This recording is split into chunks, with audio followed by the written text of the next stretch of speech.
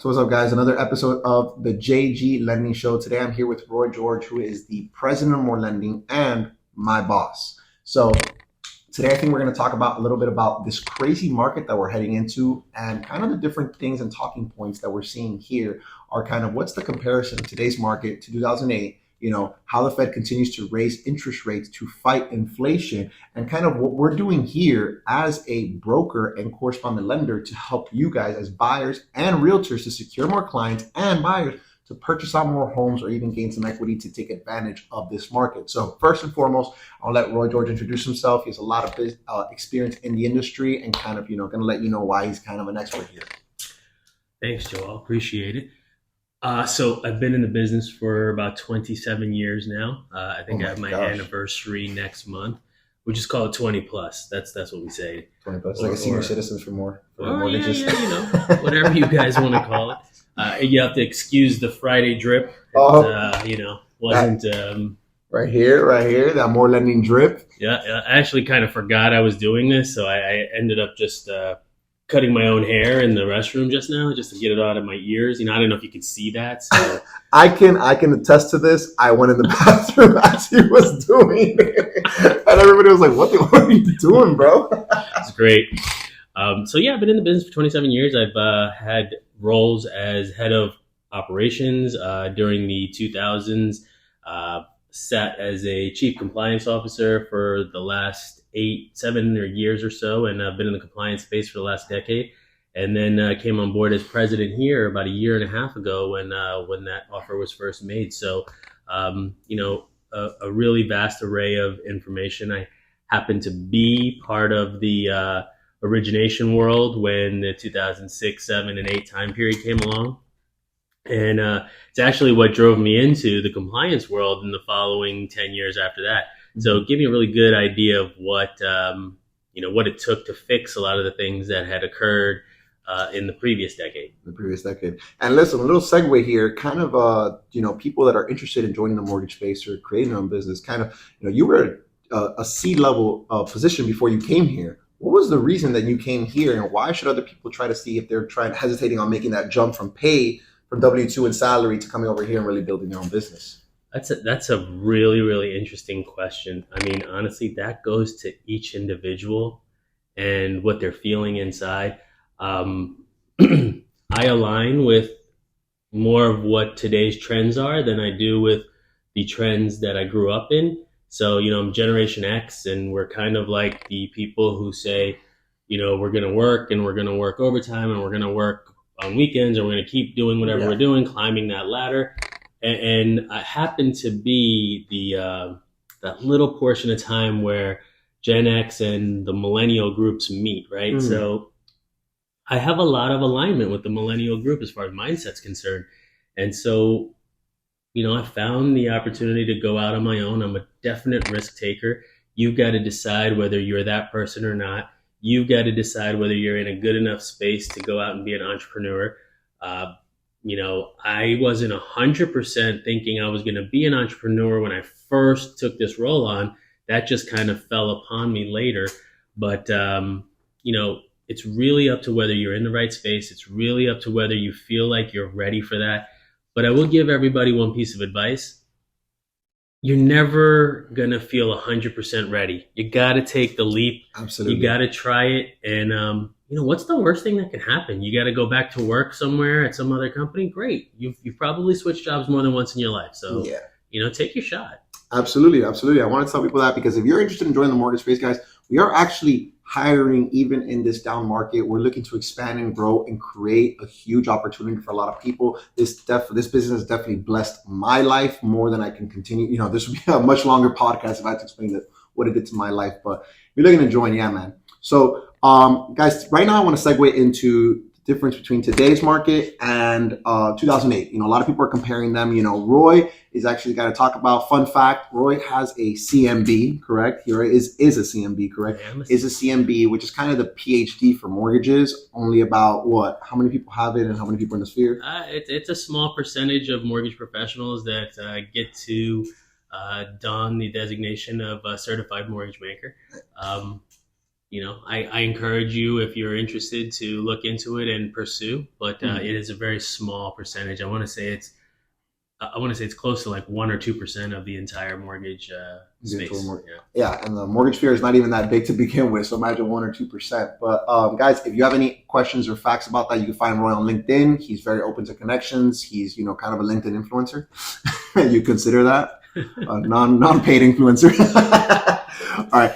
And the another thing that makes a little bit Roy a little bit more qualified is this your third recession that you've been through in the space? Yeah, third time. I mean, not counting COVID. If you count COVID, then it's technically four. But yeah, Okay. third time. So third recession he's come through in this market, troubling times. So we want to get the inside scoop on what would be the best route to get in through and how we can go through it, right? So Roy, 2008 and today, what are the significant differences that you're seeing from today's market and 2008? Maybe what caused the collapse 2008 that's not happening right now?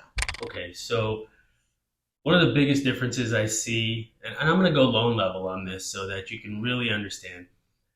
In 2008, or during that time period, let's just not call it 2008, you can see a vast difference in the type of buyer that was in the market, right?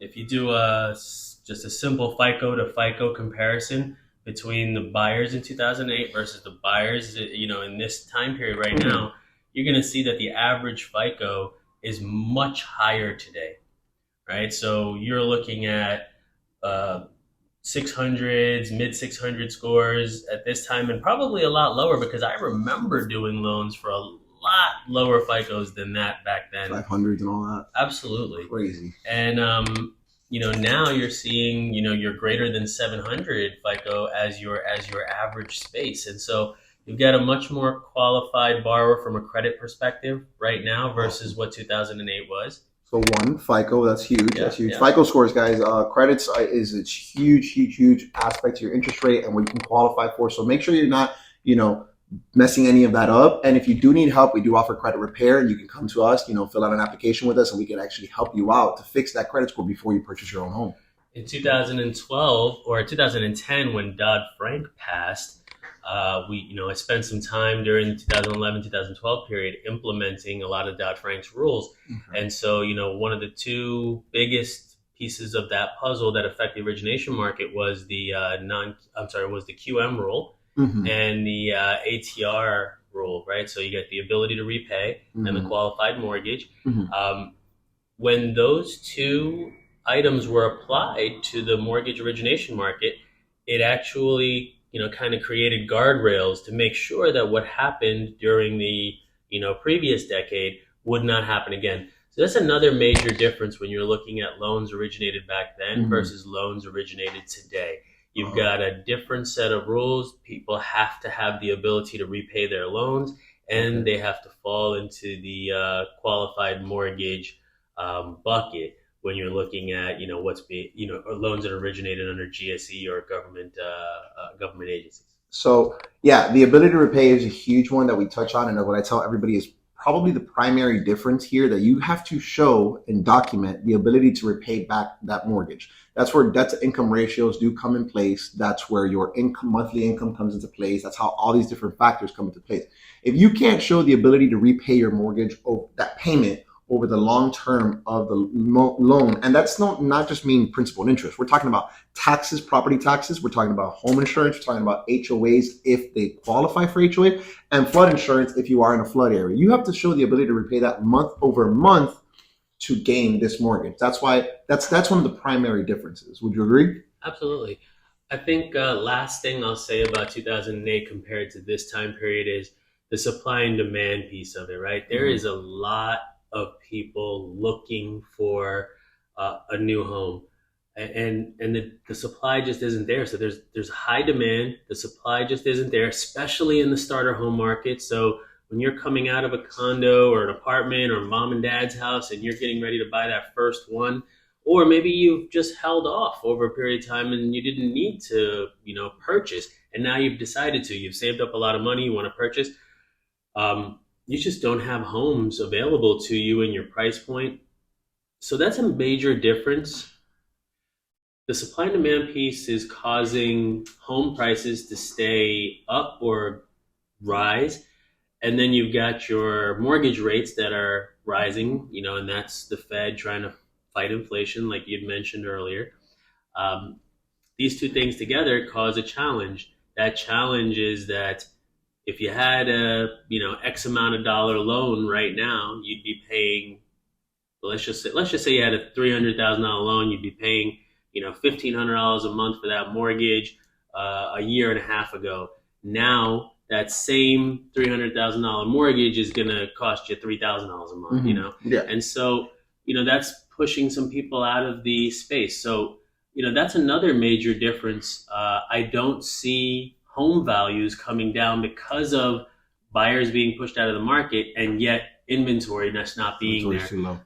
I'm not going to say that it's not going to come down at all. I just don't see the same type of value decrease that that we experienced 2008, 2007. Okay, so coming off that, so interest rates rising, home values are still kind of steadily increasing. Now let's talk about why should buyers still keep purchasing in this market? What benefits come to buyers from purchasing in this market, even though homes are rising and interest rates are rising as well? Let's get on the rent part. I remember that graphic we made with the team the other day. That's a really good piece to touch on. So what benefits do buyers reap from buying right now in today's market? Sure. So, I say this around the office sometimes, and I've said it to you before. I say it to our customers, right? Marry the house, rent the mortgage. Marry the house, rent the mortgage, right? You got that quote on Instagram right there, yeah, right? I blasted that. Absolutely. You want to marry the house and rent the mortgage. And the reason I say that is get the house you want, right? Interest rates are going up. They're not going to come down for a little while. I personally think we're going to see another two increases. Now, maybe there's a reduction or inflation has decreased slightly in the next report, and maybe that'll stabilize something. But, I won't know that until these reports come out. So we're already seeing high sixes, low sevens for your best FICO borrowers. And so I don't see those rates coming back down into the 4 or 5 range anytime soon. Do I believe that they're going to stabilize at some point? And, that's going to be, the space where you need to buy? Yes. I like to do a comparison to, the late 70s, early 80s. When my mother first bought her house, her interest rate was a 13 or a 14, something like that, 1981, right? Mm-hmm. And she kept the house, she paid the mortgage, and 30 years later, or probably 25 years later, the house was paid off. It was worth about $200,000 more than it was worth when she had originally bought it. And so, she made $200,000 in equity. She doesn't have a mortgage payment anymore. And she was able to refinance twice during that time period, once to, put her kids through college, and once again to just take advantage of interest rates. By that time, I was already in the business doing what I was doing. And so, that's the main reason you want to be able to move forward with a purchase right now, because think about it. You buy a home today and you help your borrower utilizing a 2-1 buy down product or some other DPA or whatever it may be that helps get them in that home. And then, a year from now, 2 years from now, when those interest rates are better or where they might be beneficial to your buyer, you can refinance that buyer into a better situation. So that 2 years has passed, and maybe we won't see the same type of equity gain that we've seen over the last couple of years, but they're more than likely, or at least probably going to see some kind of gain, 2 to 3%, whatever it may be.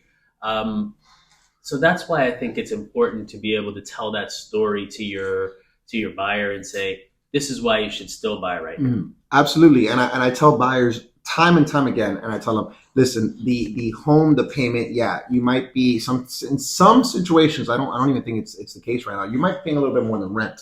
But when you're paying rent, you don't own anything. You're not owning an asset. When you, correct me if I'm wrong here, Roy, when you look at most people's net worth, their house values into that. Probably the most is their biggest bulk. So normally speaking, when you're buying a house, you're not just buying a place for you to live in. You're buying your biggest asset. And in any case, there's more than often times where your house is going to allow you to probably going to take out more cash to do more things if you need it, just in case. So his mom, for example, took cash out to put them through college. That could not have been done with any other asset. You can't really get that with stocks. You can't, and you can get it with stocks, but it's a much more volatile environment. For the most part, over 30 years, your home will increase in value over that term if you hold it like that. So that allowed him to put, with a 13% interest rate, she allowed to refinance, gain equity, put her kids through college, guys. So that goes for any sort of debts that you may have. That goes for any sort of life crisis you may have. That goes for any sort of unexpected emergency. So yeah, you might be paying a 7% interest rate, but what you have, you're not seeing. You're not seeing that equity appreciate over time and time and time again that will allow you to do so many wonderful, vast things with that opportunity. And again, guys, rates fluctuate. Rates always fluctuate. They go up, they come down, and when they come down, it's time to refinance and get that done, maybe take some cash out or whatever. We're actually seeing this now in this market from COVID. COVID, if you had purchased a property, let's say 2018 probably was a prime time, even 2019 was probably prime time right before. When COVID hit, nobody saw this reaction coming, but the interest rates dropped down to zero from the Fed, right? So homeowners were getting interest rates at 2 or 3%. I did some origination at 2.125. That was crazy. So you're getting those interest rates. When interest rates fall, home values skyrocket. Why? Because demand for purchases increases like crazy. Okay, so now home buyers that purchase homes in those markets got to take advantage of a low rate, and their equity is through the roof. So what I'm seeing now, and probably what a lot of people are seeing, is that homeowners taking advantage of that equity, cashing out and using that cash out to purchase a second property or to do whatever they need. Now, guess what? Yeah, you've refinanced into a higher interest rate, but you got a cash flowing property on this side that's going to allow you to cut your mortgage in half because of that net cash flow you have. Now you got two properties appreciating at the same time, two assets under your belt, and guess what? You got a retirement plan there for you. Forget the 401k, forget all that. That asset, once you reach 60, 70, when you want to go, you can either keep the rent going or sell it off and take that asset appreciation and go home, It's a good investor strategy. Whether they're going to hold long-term and take advantage of the long-term rental gains, or whether they want to, purchase an investment property short-term, capitalize on whatever equity they may have, it's fix and flip or something like that. There's definitely opportunity to utilize the equity in their current home to purchase other properties, and yes, expand their wealth base, and at the same time create a monthly income stream. Absolutely, absolutely. I actually have a borrower now. He's a young guy, 24 years old. He purchased his home back in 2019, bought it for $200,000. We just reappraised it last month. That property is $375,000. Big gain. That is almost a $200,000 gain on something he didn't touch. He's positive rent cash flow. He's positive in everything. Now we're refinancing. Yeah, we're going to probably triple his rate in refinancing, but he's going to get $70,000 clear and free to his pocket for him to go purchase a duplex now to live into it. And guess what? His rent is still covering his payment. So he just got $60K, non-taxed, by the way, and he's using it to purchase another investment property for him to live in and continue that cash flow trade. He's only 24 years old. That's the property of real estate. That's the power of real estate and the power of purchasing property. So let's get into what type of programs we're looking at. We're offering our buyers now to get into these homes. What are we offering? What's the prime type of client that we're looking at right now? What are we offering them right now, Roy? Sure. So, you're going to, and I mentioned it before, one of the things we'll talk about, or that is coming to mind right away, is the 2-1 buy down or buy down program. But a lot of people are out there pitching ARMs and things like that. I got to tell you, when I look at ARMs, I don't see much difference from the 30-year fixed. And to be 100% with you and the audience here, saving $50 a month to take on an ARM, an ARM loan, it may be beneficial to a few, but most may not find that highly beneficial. And getting them into a 30-year fixed might be the best option versus going with an ARM, especially when there's only a $50 difference. I like the 2-1 buy downs right now in this marketplace because, it's a buyer's market at the moment, and that allows you to look at your seller for concessions. If the seller can pay for the buy down of your interest rate, you can get a first year 2 points less than your qualifying rate, which, let me explain that. If you got a 7% interest rate and you buy it down in the first year, you're going to be at a 5. In the second year, you're going to be at a 6. And then in the last year, it's going to be at your fully indexed rate of 7 which is the qualifying rate that we made sure you qualify for the loan from. So it means... Sorry to interrupt real quick. Let me elaborate a little bit more on that. The buy down and seller concessions, a lot of people don't know, seller concession. It's when the seller gives you a portion of money towards your closing costs. So if you were purchasing a home, let's say $300,000, and the seller, and you said, hey, seller, you don't have that many offers. That's where the buyer's market is. There's not enough competition. You say, seller, I'm going to give you $300K, but I want $11,000 or $10,000 in seller concession. You can use that to do the buy down, the 2-1 buy down, where Ray's going to explain more on that. Right. So you can apply that money to the interest rate, buying down the interest rate, and you'll be able to take advantage of that. Now that comes in really handy for two types of people, right? One, who is somebody you might be refinancing once you feel like you've reached a stable market for interest rates. And the second person might be somebody who's a first-time home buyer who has the potential to have increased income over the next couple of years, right? So maybe you got a doctor just starting out and you know that within year 2 and 3, that salary is going to go up. Maybe you've got, somebody else starting out in their career and they know by year 2 and 3, that salary is going to go up. And what's the acronym you used last time? The not rich yet? Oh, Henry's. Yeah. So a Henry is a high earner, not rich yet. Yeah, there you go. High earner, not rich yet. So starting out doctors, professionals, engineers, things like that, where you're starting a role and you know that in 3 or 4 years, you're going to, your income is probably going to 2x. Yeah. So yeah, guys, the 2-1 buy down is an amazing program. Right now, that's a great program because rates aren't stable right now. We're seeing right now in September, how much did the rates increase in September alone? 75 basis points. 75 basis points, yeah. But actual rates I was seeing increase. That's the Fed rate, but I'm seeing rates went up almost 2 points. There were some places, so on our correspondent lending channel, we didn't see, a huge increase like that. It was probably closer to about 80 basis points total, depending on program type. But on our broker channel, we saw anywhere from 100 basis points to 250 basis points in swing. So that's 1% to 2.5% in swing on the actual interest rate. So, depends what channel you're looking at, but that was there. And this goes for FHA, conventional. FHA is usually programmed best for your lower credit score first-time home buyers because it allows them to get a more favorable rate. We're not even seeing that as much anymore. We're seeing some crazy shifts now because, FHA also has to move that up. So another cool program that we want to talk about is, look, as a buyer's market, it's when a lot of investors come out. Investors that like to purchase for long term understand that interest rates right now don't mean anything. All interest rates mean, higher interest rates mean to them is less competition for them to go out and buy a home from the seller. Last year, 2 years ago, you probably couldn't get into a home unless you paid substantial over appraised value. We weren't seeing a lot of appraisals hit the value. We weren't seeing a lot of things. So for all the buyers out there, the prospective buyers, what that means is that your loan amount is going to be based off of the lower of the two, whether your appraised value comes lower or your sales price is lower. Obviously, a more favorable position for you would be for the appraised value to come above the sales price because now you're purchasing a property with equity in it and your down payment is going to be just based on the sales price that you agreed to when making the offer. However, if the appraised value comes below the sale price, you have two options. You can either negotiate with the seller to help you come down to that appraised value so you don't have to put any extra cash over, or you're going to have to put down your down payment plus any cash over the appraised value because your loan amount is going to be based on the appraised value.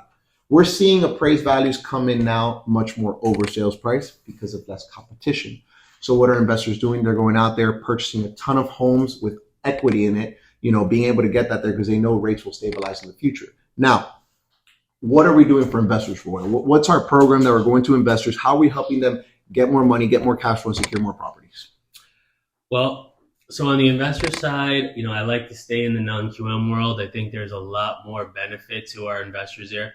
Two of my favorite programs include the bank statement qualification program. Okay. Right? So that program allows you to get an investor who may own a multitude of LLCs, which are all rental properties, and utilize the depository cash flow to qualify for his next loan.